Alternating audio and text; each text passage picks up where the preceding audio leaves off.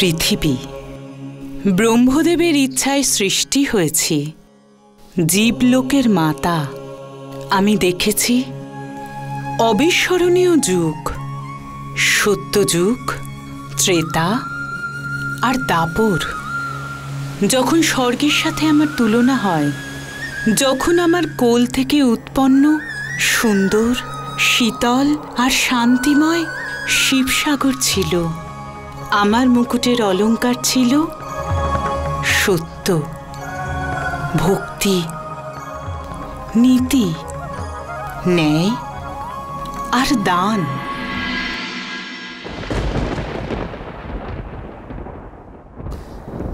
কিন্তু কে জানত যে কালচক্র কেবল মনুষ্যের উপর নয়, আমার ওপরেও তার প্রভাব দেখাবে। দাপর যুগের সেই অন্তিম চরণ, যখন কলিযুগের ছায়ার সেই অন্ধকারে আমার দিকে ধাবিত হচ্ছে, সব জায়গায় অরাজকতা, অন্যায়, অহংকার আর লোভ ছেয়ে গেছে। আমার কোলে ভাই ভাইয়ের কাছে সুরক্ষিত নয়, আমার মুকুট ছিনিয়ে নেওয়া হয়েছে।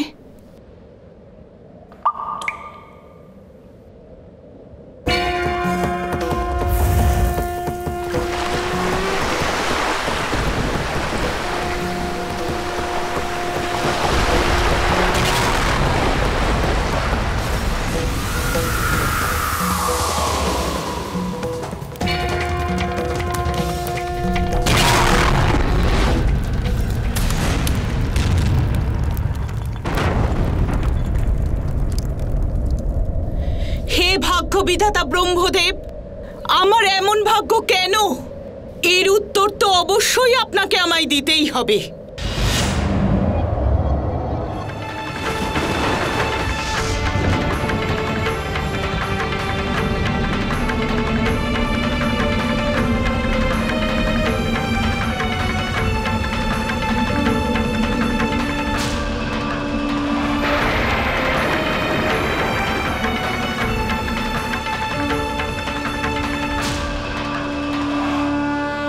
হে ভাগ্য বিধাতা ব্রহ্মদেব,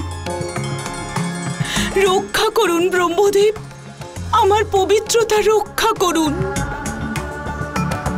আমার সম্মানের, আমার ধর্মের রক্ষা করুন ব্রহ্মদেব। শান্ত হও দেবী পৃথিবী, শান্ত হও। বলো আমাকে, কি এমন হয়েছে যাতে তুমি কষ্ট পাচ্ছ? হে ব্রহ্মদেব, আমি সত্যযুগ দেখেছি, কিন্তু কলিযুগের সন্তান তার বৃদ্ধ মাতা পিতার উপর অসহনীয় অত্যাচার করছে। আমি যুগ দেখেছি স্ত্রীকে দেবীর স্থান দেওয়ার, কিন্তু আজ স্ত্রী কেবল পুরুষদের দাসীতে পরিণত হয়েছে। আর না প্রভু, আমি ধরিত্রীর ওপর এই পাপের ভার আর সহ্য করতে পারছি না। কাল আমি ছিলাম স্বর্গতুল্য, আজ মনুষ্যেরা আমার বুকে নরকের সৃষ্টি করেছে। দেবী, এখন পৃথিবীতে সেটাই হতে চলেছে যা তোমার উৎপত্তি থেকে শুরু করে আজ পর্যন্ত না কখনো হয়েছে, না কখনো হবে। এক মহান গাথা শুরু হতে চলেছে, ধর্ম আর অধর্মের এক মহাযুদ্ধ, যাতে দ্বারকা অধিপতি স্বয়ং ধর্মের প্রতীক হয়ে অংশ নেবে। এমন এক সময় আসতে চলেছে দেবী, মানবজাতি চিরকাল এই যুদ্ধকে মহান হিসেবে মনে রাখবে, যতদিন মানবজাতি তোমাকে ভরসা করে বাঁচবে। ধর্মের সূর্য উদয় হতে চলেছে, দেখে নিও।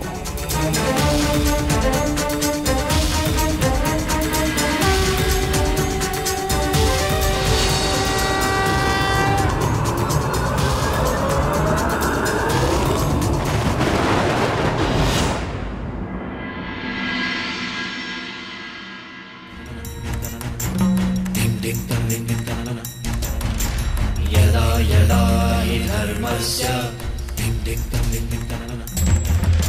ग्लानिर्भवति भारत अभ्युत्थानम् अधर्मस्य तदात्मानं सृजाम्यहम्। परित्राणाय साधूनां विनाशाय च दुष्कृतां। শ্রী দ্বারকা অধিপতির ধ্যান ভঙ্গ করার জন্য ক্ষমা চাইছি আমি।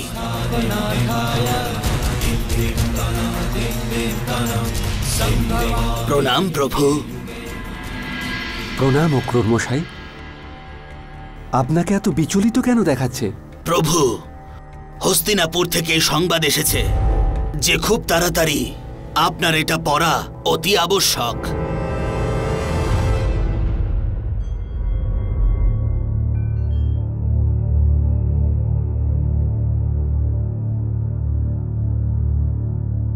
অক্রূর মশাই, এই বার্তা অবশ্যই কুন্তী মাতা পাঠিয়েছেন। অনেকদিন পরে আমাকে মনে পড়েছে ওনার।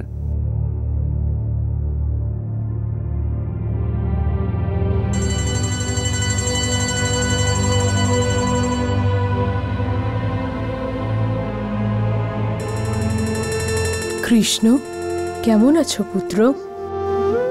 আশা করছি দ্বারকাতে সব কুশল মঙ্গল পুত্র। কৃষ্ণ, এই পত্রকে শুধুমাত্র কুশল বিনিময়ের সাধারণ পত্র ভেবো না। এটা এক মায়ের বিনীত অনুরোধ। এটা বিনতি হস্তিনাপুরের রাজমাতার, যে হস্তিনাপুরের দিকে এগিয়ে আসা, যে আসন্ন এক ভয়ানক সময়কে দেখতে পাচ্ছে।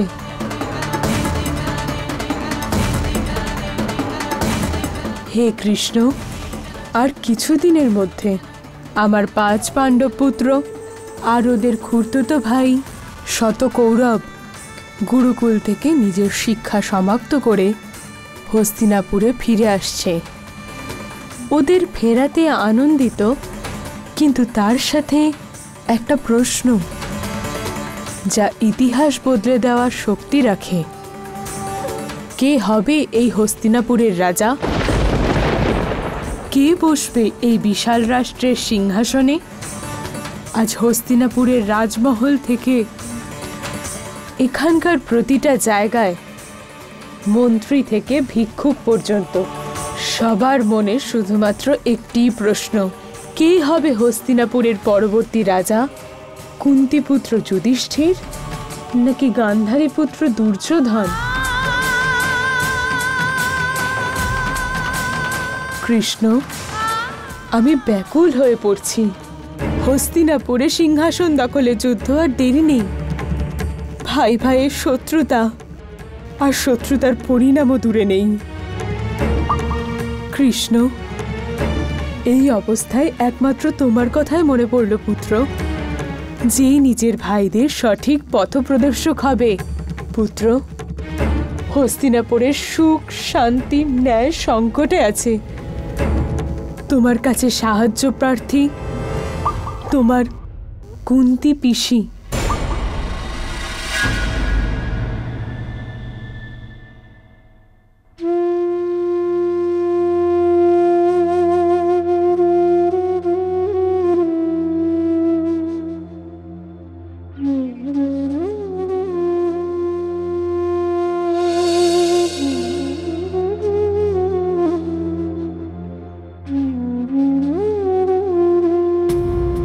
স্বামী, কি হয়েছে? আপনাকে চিন্তিত লাগছে।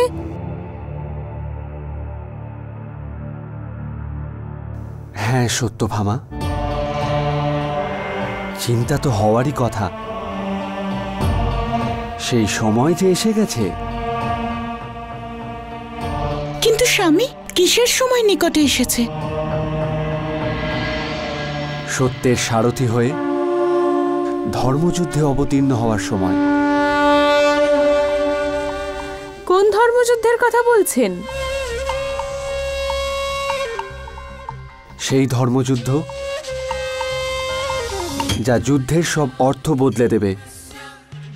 সেই ধর্মযুদ্ধ যা আগামী যুগ যুগান্তর পর্যন্ত ধর্ম অধর্মের সবচেয়ে বড়, সবচেয়ে ভয়ঙ্কর যুদ্ধের রূপ নেবে।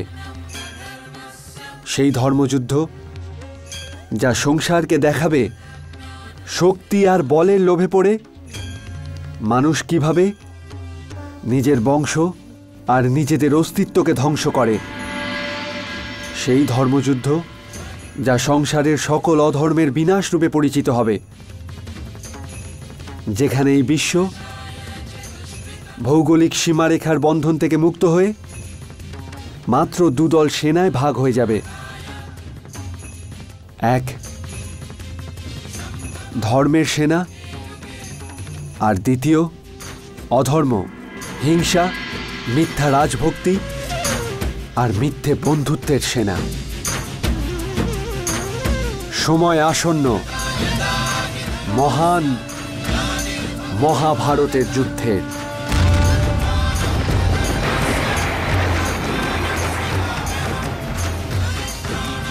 মহাভারতের যুদ্ধ? কিন্তু প্রভু, আপনি কি করে জানলেন যে এই যুদ্ধের সময় এসে গেছে? দেবী, এই মহাভারতের যুদ্ধের বীজ সেদিন রোপণ করা হয়েছিল যেদিন মহারাজ পাণ্ডুর মৃত্যুর পরে আমার মাতা কুন্তী আর তার 5 পুত্র হস্তিনাপুরে ফিরে এলেন,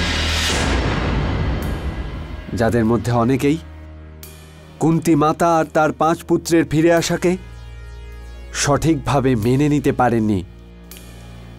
সেখানে এমনও কিছু মানুষ ছিল যারা তাদের ফিরে আসায় খুবই প্রসন্ন ছিল।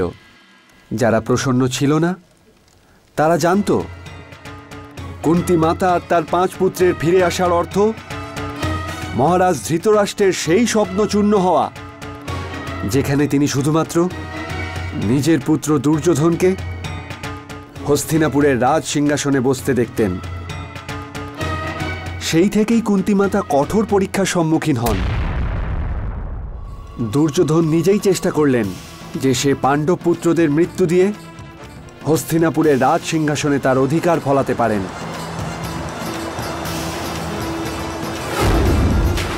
এটাই প্রথম বা শেষবার নয় যে পাণ্ডব পুত্রদের হত্যার জন্য চেষ্টা করা হয়।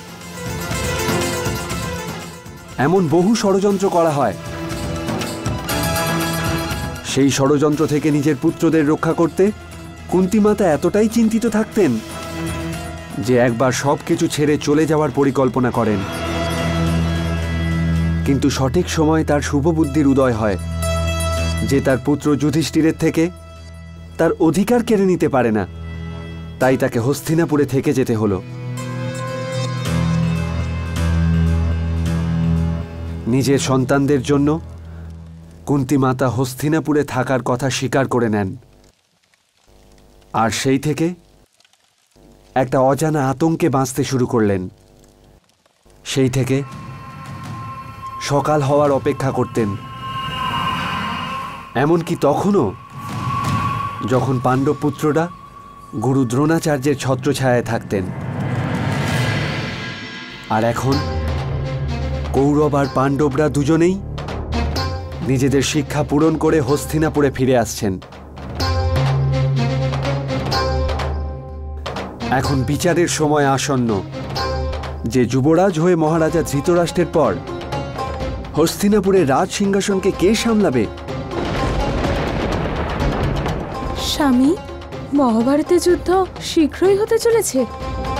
হ্যাঁ সত্যভামা, 2 ভাইয়ের মধ্যে শুরু হওয়া রাজ্য দখলের যুদ্ধ আর বেশি দূরে নেই। আজ গান্ধার নরেশ শকুনি মহারাজ ধৃতরাষ্ট্রের মনের স্বপ্নকে পুনর্জীবিত করার চেষ্টা করছেন।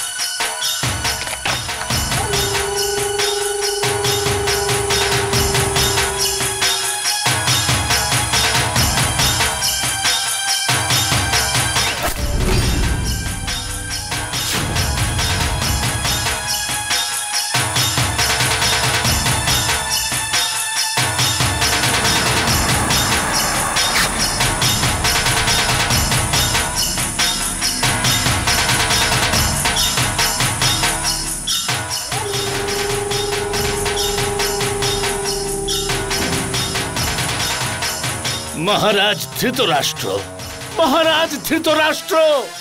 গান্ধার নরেশ শকুনি,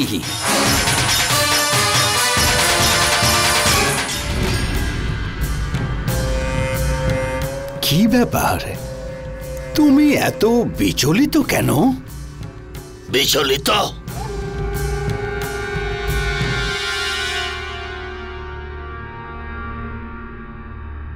আপনি যাকে বিচলিত বলছেন মহারাজ, সেটা অত্যন্ত ছোট শব্দ। ছোট শব্দ। আমার ভেতরে তো একটা দুশ্চিন্তার আগুন জ্বলছে মহারাজ, যেটা আমার রাত্রের ঘুম, আমার শান্তি, আমার খিদে, এই তিনটে জিনিসই আমার থেকে ছিনিয়ে নিয়েছে মহারাজ, ছিনিয়ে নিয়েছে। কি এমন ঘটনা ঘটলো শকুনি? তিনটে জিনিস মহারাজ। এই তিনটে জিনিসের চাইতে কিচ্ছু সুন্দর নয়। এবার আমি আপনার দিকে এগিয়ে আসা সংকটের তিনটে বাণ দেখাবার চেষ্টা করব। তাহলে শুনুন, প্রথম সংকটের বাণ পাণ্ডুপুত্র যুধিষ্ঠির, যে নিজেকে এই রাজ পরিবারের যুবরাজ হিসেবে ঘোষণা করবার উদ্দেশ্যেই এই হস্তিনাপুরে আসবে। দ্বিতীয় সংকট বাণ আপনার ছোট ভাইয়ের স্ত্রী কুন্তী, যে আপনার বিরুদ্ধে রাজদ্রোহের ষড়যন্ত্র রচনা করছে মহারাজ। রাজদ্রোহের ষড়যন্ত্র। আর তৃতীয় সংকট বাণ, তৃতীয় আর সবচাইতে ভয়ানক সংকট বাণ হলো তারকা অধিপতি কৃষ্ণ। হে শকুনি, তুমি এটা কোন ষড়যন্ত্রের কথা বলছো? আপনি কি জানেন মহারাজ, যে মহারানী কুন্তী তারকা অধিপতিকে এখানে কেন ডেকেছে? সেটাও ঠিক ওই সময় যখন কৌরব আর পাণ্ডব নিজেদের শিক্ষা সমাপ্ত করে হস্তিনাপুরে ফিরে আসছে।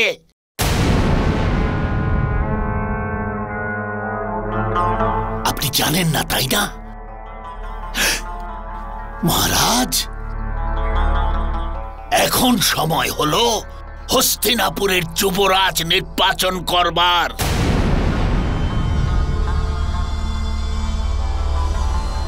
আর এখন কৃষ্ণ আর গোকুলের গোয়ালা নয়,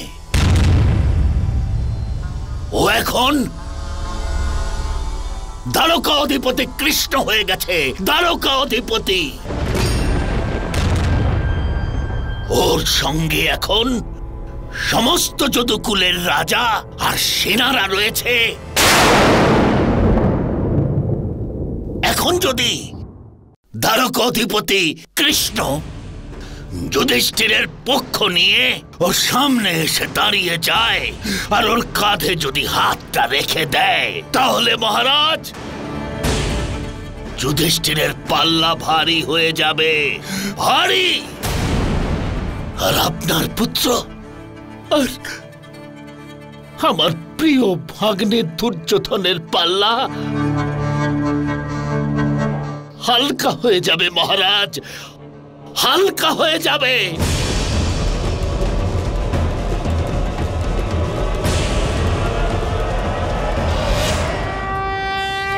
যখন একজন রাজা ভুল পরামর্শ শুনে আর সেটা নিজের জীবনের সঙ্গে মেলাতে শুরু করে, ঠিক ভুলের ব্যবধানকে ভুলে যায়, তখন সেই রাজার রাষ্ট্রের ধ্বংস হতে বেশি সময় লাগে না।